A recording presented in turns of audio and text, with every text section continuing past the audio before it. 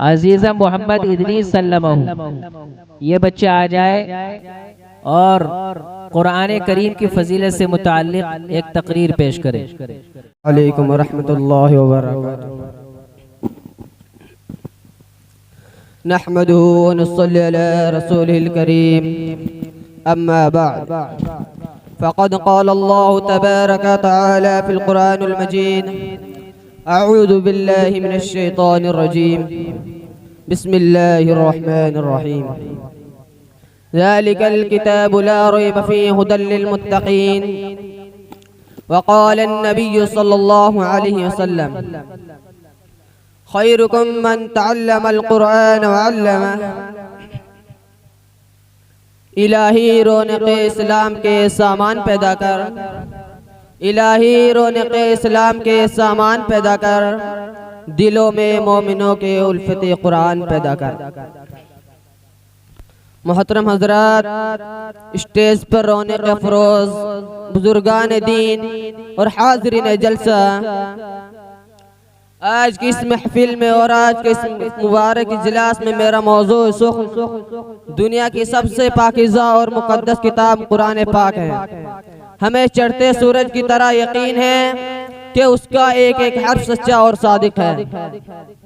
वो कुरान पाक जिसकी ज़ुबान मुक़द्दस, बयान मुक़द्दस और जो फसाहत व बलागत का ठाटे मारता समंदर है, जिसके मुताल्लिक इरशाद रब्बानी है, कुरान वो किताब है जिसके सादिक और बरहक होने में कोई शक व शुबा नहीं, जिसके बारे में मुहसिन इंसानियत हुजूर पाक सल्लल्लाहु अलैहि वसल्लम ने इरशाद फरमाया कि तुम में सबसे बेहतर वो शख्स है जो कुरान को सीखे और सिखाए। दुआ कीजिए खुदावंद कुद्दूस हम सबको कुरान पाक की दौलत से माल फरमाए।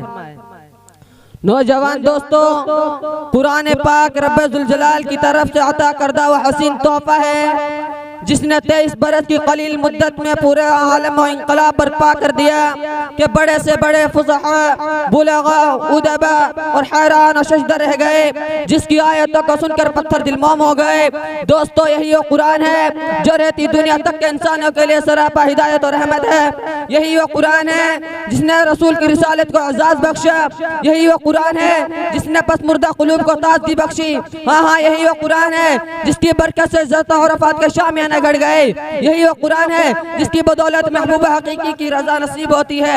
यही वो कुरान है जो सच्चाई और अमानतदारी का दरस देता है। यही वो कुरान है जिसकी बदौलत उम्र फारूक का ईमान नसीब हुआ।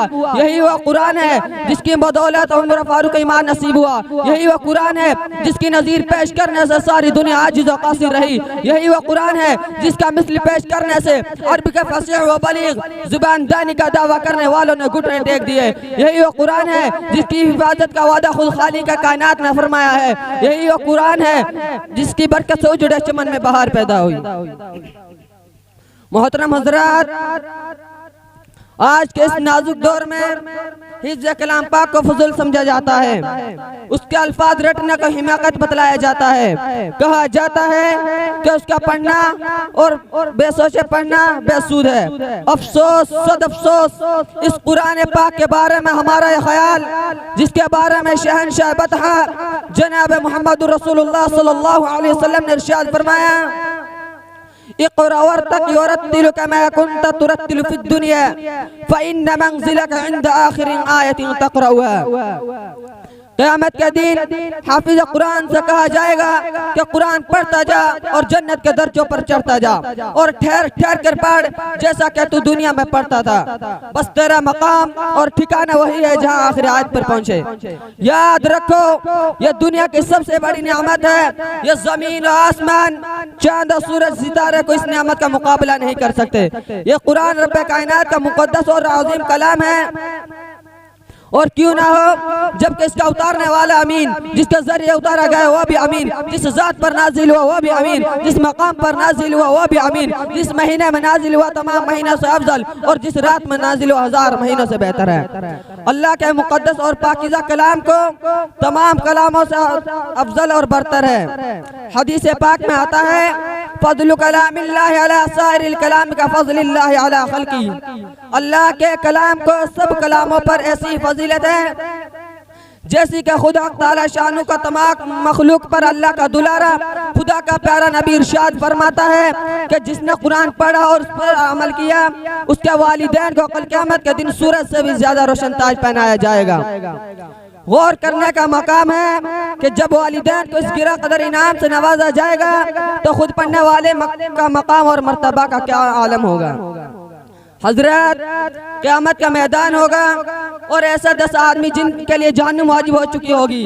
हाफिज कुरान अपने रब की बारगाह में सिफारिश करेगा और परवरदिगार आलम उसकी सिफारिश कबूल करेगा। मैं अपनी तकरीर को यहीं पर ख़त्म करता हूँ। व आखिरु दाअवाना अनिल हम्दुलिल्लाहि रब्बिल आलमीन।